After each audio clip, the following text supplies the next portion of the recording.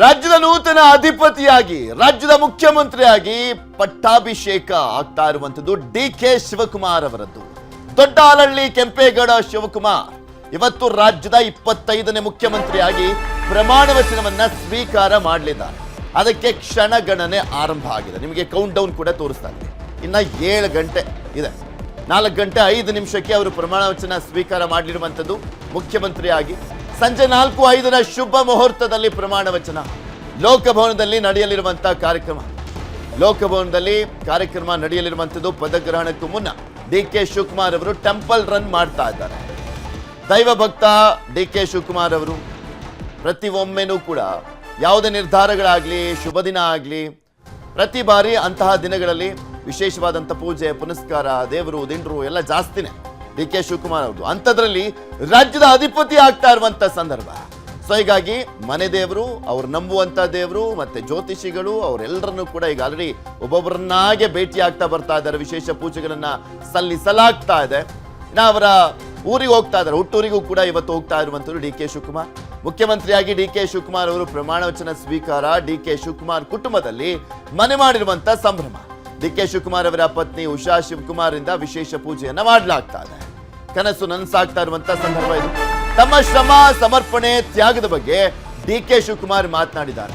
ಇದು ಕನಸಾಗಿರಲ್ಲ, ಸಮರ್ಪಣೆ ಆಗಿತ್ತು. ಕನಸಾಗಿರಲಿಲ್ಲ, ಸಮರ್ಪಣೆ ಆಗಿತ್ತು ಇದು ಅಂತ. ಕಠಿಣ ಶ್ರಮದ ಸಮರ್ಪಣೆಯಿಂದ ಸಿಕ್ಕ ಫಲ ಇದು.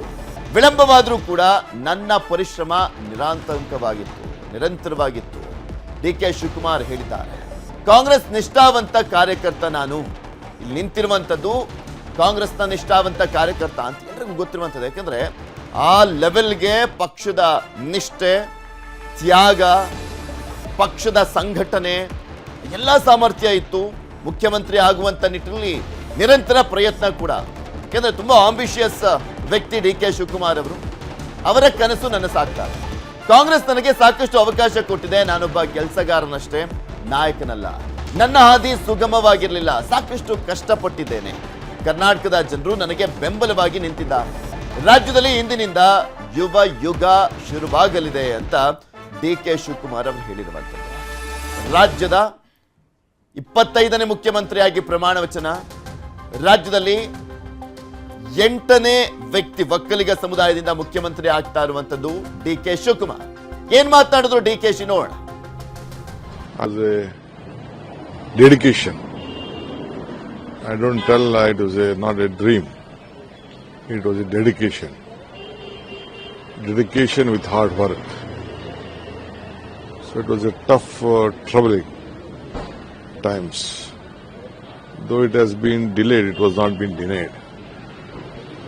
So the entire party, I feel that there is not Shivakumar here. It is a Congress worker. The faith and the confidence the people of this country have shown to me, I am very much obliged and I have to do a lot of hard work and deliver. I know roads will not be so easy, to be a difficult times, but still I have to manage things. I hope the people of Karnataka have confidence in me. I have to do my job. I'll do very sincerely with a lot of dedication, and I will reshape, because the world is seeing India through Bangalore and Karnataka. That is also there. So it is a lovely state. Whomever I meet, they said that it is a very important state. So definitely I will have to take every section of the society together, from the farmer to the woman, to the youth, and new Yuva Yuga will start. ಪ್ರಮಾಣಕ್ಕೆ ವಾಸ್ತು ಸಂಖ್ಯಾಶಾಸ್ತ್ರದ ಲೆಕ್ಕಾಚಾರ. DK Shivakumar ಇನ್ನು ಮುಂದೆ ಜ್ಯೋತಿಷಿಗಳ ಸಲಹೆ ಇಲ್ಲದೆ ಏನು ಮಾಡಲ್ಲ ಅಂತ ಕಾಣಿಸುತ್ತೆ. ನೋಡ್ತಾನೆ ಇದೀವಲ್ಲ, ಪ್ರತಿ ದಿನನೂ ಕೂಡ ಅವ್ರು ಮುಖ್ಯಮಂತ್ರಿ ಆಗ್ತಾರೆ ಅನ್ನುವಂಥ ವಿಚಾರ ಗೊತ್ತಾಗ್ತಿದ್ದ ಹಾಗೆ ಅವರ ಕಚೇರಿಗೆ ಮತ್ತೆ ಅವರು ಉಳ್ಕೊಳ್ಳುವಂಥ ಮನೆಗೆ ಆಗಿರ್ಬೋದು, ಎಲ್ಲದಕ್ಕೂ ಕೂಡ ಒಂದೊಂದು ಲೆಕ್ಕಾಚಾರ ಇದೆ. ಒಂದೊಂದು ರೀತಿಯಾದಂಥ ಪ್ಲಾನ್ಗಳನ್ನು ಮಾಡಲಾಗ್ತದೆ. 9 ಮಂದಿ ಸಚಿವರ ಜೊತೆ ಪ್ರಮಾಣಕ್ಕೆ ಡಿಕೆ ಶಿವಕುಮಾರ್ ಪ್ಲಾನ್ ಮಾಡಿದ್ದಾರೆ. 9 ಮಂದಿಯ ಹೆಸರನ್ನಷ್ಟೇ ಪ್ರಕಟ ಮಾಡಲಿಕ್ಕೆ ಮನವಿಯನ್ನ ಮಾಡಿದ್ದಾರೆ. ಅದು ಒಳ್ಳೇದಾಗುತ್ತೆ, ಪ್ಲಸ್ ಆಗುತ್ತೆ ಅಂತ ಈ ಸಂದರ್ಭದಲ್ಲಿ ವರಿಷ್ಠರಿಗೆ ಮನವಿ ಮಾಡಿರುವಂಥದ್ದು ಡಿಕೆ ಶಿವಕುಮಾರ್ ಅವರು. 13 ಮಂದಿ ಸಚಿವರ ಹೆಸರು ಘೋಷಣೆಗೆ ಸಿದ್ದರಾಮಯ್ಯನವರು ಒತ್ತಡವನ್ನ ಹಾಕ್ತಾ ಇದ್ದಾರೆ ಅಂತ. ಯಾಕೆ ಪೂರ್ಣ ಪ್ರಮಾಣದಲ್ಲಿ ಆಗ್ತಾ ಇಲ್ಲ ಅನ್ನುವಂಥದ್ದನ್ನ ಮೊನ್ನೆಯಿಂದಲೂ ಕೂಡ ಹೇಳ್ತಾ ಇದ್ದೆ.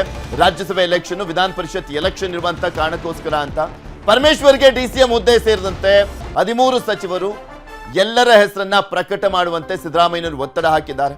ವರಿಷ್ಠರ ಮುಂದೆ ಹಂಗಾಮಿ ಸಿಎಂ, ಭಾವಿ ಸಿಎಂ ಒತ್ತಡ ಹಾಕಿರುವಂತದ್ದು. ಇಬ್ಬರ ಮನವಿಯನ್ನ ಆಲಿಸಿ ನೋಡೋಣ ಅಂತ ಹೇಳಿದ್ದಾರೆ ವರಿಷ್ಠರು. ಸೊ ಹೀಗಾಗಿ ನಾನು ಕೆಲವೇ ಹೊತ್ತಿನಲ್ಲಿ ಗೊತ್ತಾಗುತ್ತೆ 13 ಅಥವಾ 9 ಸಚಿವರ ಅಂತ.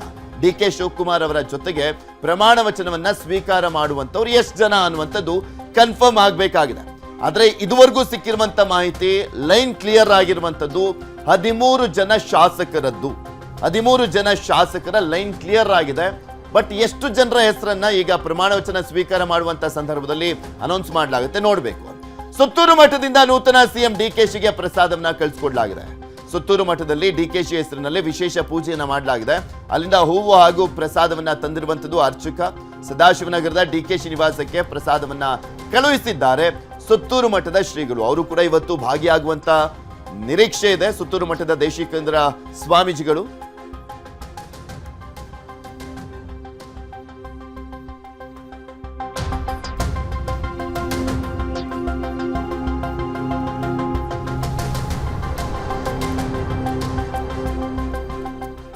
ಇದೆಲ್ಲದ್ರ ಬಗ್ಗೆ ಇನ್ನಷ್ಟು ಮಾಹಿತಿಯನ್ನ ಕೊಡ್ತಾ ಹೋಗ್ತಾರೆ ನಮ್ಮ ಪ್ರತಿನಿಧಿಗಳು. ನೇರ ಸಂಪರ್ಕದಲ್ಲಿ ಜಾಯ್ನ್ ಆಗಿದ್ದಾರೆ ನಮ್ಮ ಪ್ರತಿನಿಧಿ ಕೃಷ್ಣ DK ಶಿವಕುಮಾರ್ ಅವರ ನಿವಾಸದ ಮುಂಭಾಗದಿಂದ. ನಮ್ಮ ಪ್ರತಿನಿಧಿ ಸತೀಶ್ ಕನಕಪುರದಿಂದ ನೇರ ಸಂಪರ್ಕದಲ್ಲಿದ್ದಾರೆ. ಲೋಕಭವನದಿಂದ ನಮ್ಮ ಪ್ರತಿನಿಧಿ ಹೆಬ್ಬಾಕ ತಿಮ್ಮೇಗೌಡರು. ಫಸ್ಟ್ ಕೃಷ್ಣಗೆ ಹೋಗ್ತೀನಿ. ಕೃಷ್ಣ, DK ಶಿವಕುಮಾರ್ ಅವರ ನಿವಾಸ ಈ ಮುಂಚೆನೂ ಕೂಡ ಪವರ್ ಹೌಸ್ ಆಗಿತ್ತು, ಈಗ ಕಂಪ್ಲೀಟ್ ಆಗಿ ಅವ್ರದೇ ಪವರ್. ಯಾಕೆಂದ್ರೆ ಸಿದ್ದರಾಮಯ್ಯನವರು ಇಳಿದಂತ ಹಿನ್ನೆಲೆಯಲ್ಲಿ ಎಲ್ಲವೂ ಕೂಡ DK ಶಿವಕುಮಾರ್ ಅವರೇ ಆಗಿದ್ದಾರೆ. ಏನಾಗ್ತದೆ ಅವರ ನಿವಾಸದಲ್ಲಿ ಈಗ ಅಂತ? ಖಂಡಿತವಾಗ್ಲೂ ಪೃಥ್ವಿರಾಜ್, ಮೊದಲಿಂದನೂ ಕೂಡ DK ಶಿವಕುಮಾರ್ ಅವರ ಮನೆ ಪವರ್ ಸೆಂಟರ್ ಆಗಿತ್ತು. ಈಗ ಪವರ್ಫುಲ್ ಸೆಂಟರ್ ಅಂತಾನೆ ಹೇಳ್ಬೋದು. ಯಾಕಂದ್ರೆ ಮುಖ್ಯಮಂತ್ರಿಗಳಾಗ್ತಾ ಇದ್ದಾರೆ ಅವರು. DK ಶಿವಕುಮಾರ್ ಅವರು ಇವತ್ತು ಸಂಜೆ 4 ಗಂಟೆ ಸುಮಾರಿಗೆ. ಹಾಗಾಗಿನೇ ಒಂದ್ ರೀತಿ ಇಡೀ ಕಾರ್ಯಕರ್ತರಾಗಿರ್ಬೋದು, ಅಭಿಮಾನಿಗಳ ಸಂಖ್ಯೆ ಈಗ ಅವ್ರ ಮನೆಗೆ ಬರ್ತಾ ಇರುವಂತದ್ದು. ಅದ್ರ ಜೊತೆಗೆ ವಿಶೇಷವಾಗಿ ಅವ್ರ ಮನೆಯಲ್ಲೂ ಕೂಡ ಸಂಭ್ರಮದ ಕೂಡ ದೊಡ್ಡ ಮಟ್ಟದಲ್ಲಿ ಇರುವಂತದ್ದು. ಅಂದ್ರೆ ಈಗಾಗಲೇ ಬೆಳಿಗ್ಗೆ ಅವರ ಪತ್ನಿ ಉಷಾ DK ಶಿವಕುಮಾರ್ ಅವರು ಕೂಡ ವಿಶೇಷವಾದಂತಹ ಪೂಜೆಯನ್ನ ಸಲ್ಲಿಕೆಯನ್ನು ಮಾಡೋದ್ರ ಮುಖಾಂತರವಾಗಿ ಎಲ್ಲೋ ಒಂದ್ ಕಡೆ ಮನೆಯಲ್ಲೂ ಕೂಡ ಸಂಭ್ರಮದ ವಾತಾವರಣ ಕೂಡ ಕಂಡು ಬರೆದಿರುವಂತದ್ದು. ಅದ್ರ ಜೊತೆಗೆ ವಿವಿಧ ಮಠದ ಸ್ವಾಮೀಜಿಗಳು ಕೂಡ ಇವತ್ತಿನ ಪ್ರಮಾಣ ವಚನ ಕಾರ್ಯಕ್ರಮಕ್ಕೆ ಬರ್ತಾ ಇದ್ದಾರೆ. ಅದರ ಮುಂದೆನೆ ಎಲ್ಲೋ ಒಂದ್ ಕಡೆ ಈಗ ಸುತ್ತೂರು ಮಠದ ಶ್ರೀಗಳು ಕೂಡ ನೂತನ ಆಗ್ತಾ ಇರ್ತಕ್ಕಂಥ DK ಶಿವಕುಮಾರ್ ಹೆಸರಲ್ಲಿ ಈಗ ವಿಶೇಷ ಪೂಜೆ ಸಲ್ಲಿಕೆ ಮಾಡಿ ಅಲ್ಲಿಂದ ಮೈಸೂರಿಂದನೇ ಈಗ ವಿಶೇಷವಾದ